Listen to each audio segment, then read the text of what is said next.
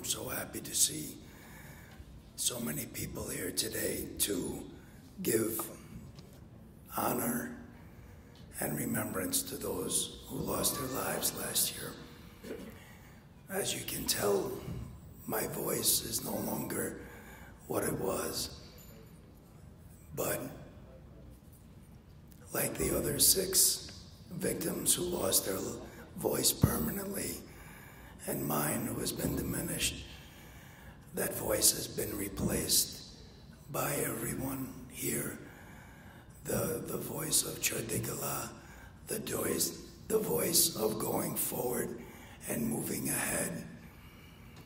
During the darkest times for all of us, and especially my wife and I and my family, I was able to draw strength from you, support that you have provided me, and I thank you from the bottom of my heart for all you have done. What we look at now is the idea that we can remove the ignorance and blindness from people to see that underneath and externally we really are all the same and all have the same type of beliefs, that we're here to serve our fellow man and to do the right thing for one another. Last year, I was blessed by God to be given an opportunity to serve the Gurdwara, and for that, I will always be thankful, regardless of what happened to me physically. I was able to open up more spiritually and get a better understanding. Again, thank you for that. And the one part that has struck me most of all is I was able to meet Baba Punjab Singh's son yesterday. And people have asked me about strength, and my strength is nowhere near the family of Baba Punjab Singh, who stay 24 hours a day to be by his side.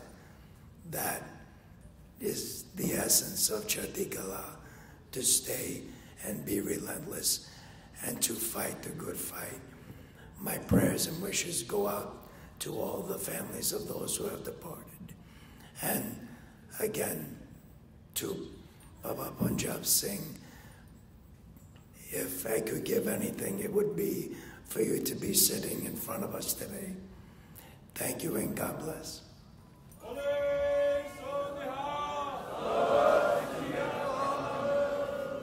All right, the next would be our Chief of Police, John Edwards. They have been very helpful in providing security and guiding us with the security measures here. John, come on, please. Thank you so much. I'm going to speak about some of the stuff that I've experienced in the last year. One of the things I want to talk about is that day. It was a horrible, horrible day. But it's something that, even as horrible as it was, I've seen a lot of things happen good because of it. One of the worst things a police chief can ever deal with is when we lose an officer. They're a member of my family. They're a son, they're a daughter, a brother, a sister. You did lose people from your family. One of the most amazing things to me, and I think you all have to understand and take credit for, is that the city of Oak Creek came together. We came together after this tragedy, but what you have to understand, it's because of the response that we received from you that made it really happen. It was kind of the mortar in that foundation. Brian and I have been doing this job for a long time. We've seen some of the worst things man can do to man, how we treat each other so poorly. And usually out of that comes a lot of hate and revenge, eye for an eye, whatever it might be. And the response that you showed that day, I never, in all of the cases I've ever worked, investigated, been part of, and I've been a victim of crime myself, never had victims stop and ask me how I was doing. Never had that happen before. It kind of took me back. And it kind of started getting the understanding of what we were dealing with as far as a community, and the passion, the compassion, and the forgiveness that you have. That really set the tone for how this community came together. And it's being looked at nationwide. How does a community come together so quickly after something so horrific? And you have to understand you're the reason that that happened. I've dealt with it a lot, and it doesn't happen that way. It's how you responded. And that's what the mayor and I have been talking about a lot. We want to be known not for that event. We want to remember the victims, never ever forget them. But what we want to be remembered for is the response and how we dealt with it and how we came together.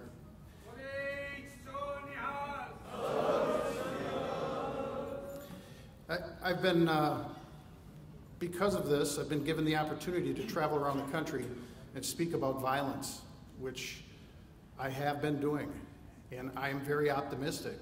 I wrote a letter to Congress regarding the UCR and making sure that people are recognized, because when I fill out those forms, and I had to fill out those forms after this tragedy, I had nowhere to check for the members of the Gurdwara on where they fit. I had to check a box that said other. That's what I had to use because there was nothing. So I wrote a letter to Congress as part of that, and I'm glad that it was changed. It's very common sense. To me, I don't understand why there was even a debate or a hearing on it. It should have been done, and I'm glad that it was. But I've also, when I do these presentations, I go around the country, and I've done these presentations in Wisconsin and other places. I have a slideshow, and one of the things I make sure that I put up on that slideshow is I have the 6 photographs of the victims. I put them up there and I let them sit, because everyone needs to understand, no matter what we train for, what we plan for, there's somebody behind that. We need to remember the victims and why we do the things we do. Right after that, I put the pictures of my family. And when I say that, I mean my officers, the 7 officers who responded that day, because they're all one family now. My officers look forward to coming to the Gurdwara. I think, along with myself, many of them are addicted to your tea now when they stop and enjoy that, and that's a good thing. I'm a bit of a history buff, and I was sent books on India, the Sikh culture, from all over the world. They were sent to my office. And one of the things we throw around in law enforcement a lot is we throw around the term hero a lot. And Brian will tell you, Sam Lender will tell you, don't call me a hero. I understand that. One thing, looking and reading about the Sikh community, I think that fits better is the term warrior. Those 2 were warriors on that day, and I think what they did, when I was looking at the Sargahari Battle of 1897, the 21 Sikhs who fought, and the warriors that they were, I believe everything happens for a reason. I've said that everywhere. I don't believe in luck, whether it's good or bad. Brian was there for a reason that day because he's a warrior. Sam was there for a reason that day because he's a warrior. And they embody the spirit of what I believe, from what I've read, is the Sikh warrior mentality. There was... I believe that's why they were put there that day, and this all came together. And because of it, there's a lot of good coming out of this. This itself here, in law enforcement, like I said, I'm very optimistic on how we're dealing with things and things that are changing. Laws have changed, the way we deal with things, and it's opened the eyes and doors, opened the eyes of people to get to know their community. That Tuesday National Night Out last week that the governor was talking about, one of the most amazing things I've ever seen in my life, and I'll never forget. All those candles, the thousands of people that were standing out there that came together. And you have to understand, and I really hope you think about this, it's because of you that they came that day. They came that day to see you, to find out who are these compassionate people. We had to keep you from going to the hospital to see Brian that day. You wanted to see Brian.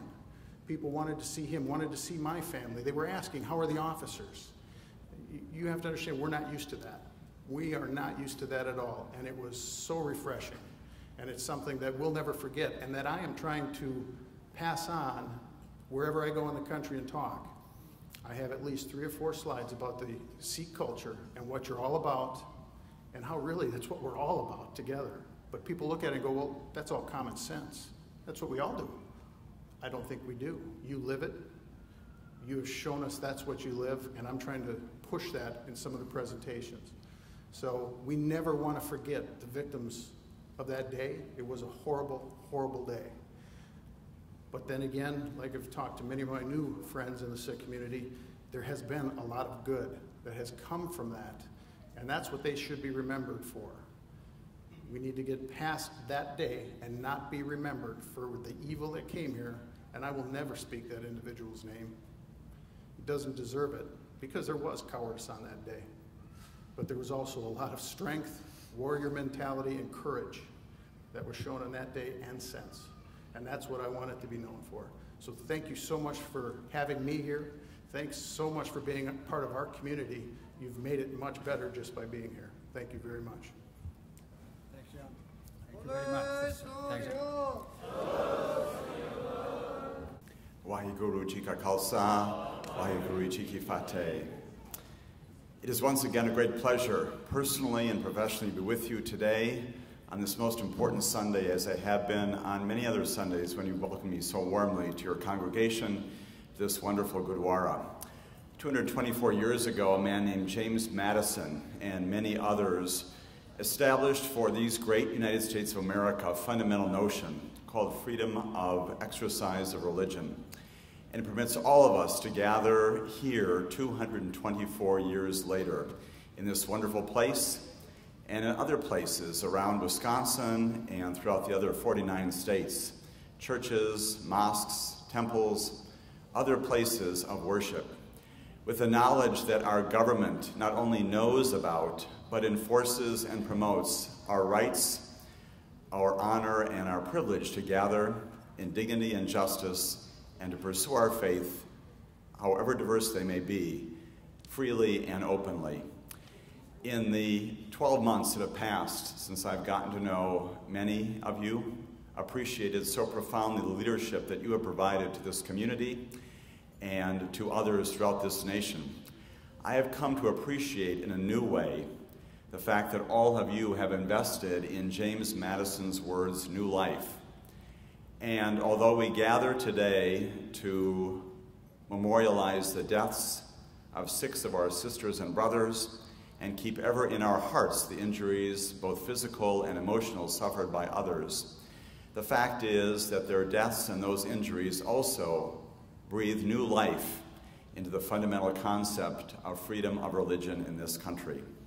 Know that the United States Department of Justice, know that the President of the United States of America, the Attorney General of the United States of America, like all Attorneys General before him and all presidents before him, not only acknowledge the importance of that fundamental tenet, but we continue to work every day to ensure that it has life, it has breath, it has meaning, it has scope, it has dimension, it has force, it has power. I have been so very privileged to be with you for this past year, and I look forward to working with you in the days, the months, the years ahead to ensure that that fundamental notion remains alive and well here in Oak Creek, in every Gurdwara throughout the country, in every place where people gather to express their views, their faiths, their beliefs in greater powers. There's a wonderful inscription on the front of the edifice of the US Department of Justice on Pennsylvania Avenue, about halfway between the White House and the Capitol. It says this: before justice can exist in the conduct and the conscience of a government, it must first reside in the hearts and the souls of its citizens. I want to repeat that. Before justice can exist in the conduct and the conscience of a government, it must first reside in the hearts and the souls of its citizens. That's you. That's you. That's all of us. And by gathering today, you reinvest in our government, in our nation, in our land, in this wonderful democracy, this wonderful experiment in freedom and democracy created 224 years ago, with all of the rights and privileges that they envisioned, including fundamentally the right to gather together, to assemble, and to practice our faiths in the ways that we choose. I remain steadfast, as does the governor, as does the Attorney General, as do all law enforcement officials in this state and throughout this nation, in ensuring that we will work together with you every day to breathe life into that fundamental notion on behalf of those whose memory we identify today. Waheguru Ji Ka Khalsa, Waheguru Ji Ki Fateh.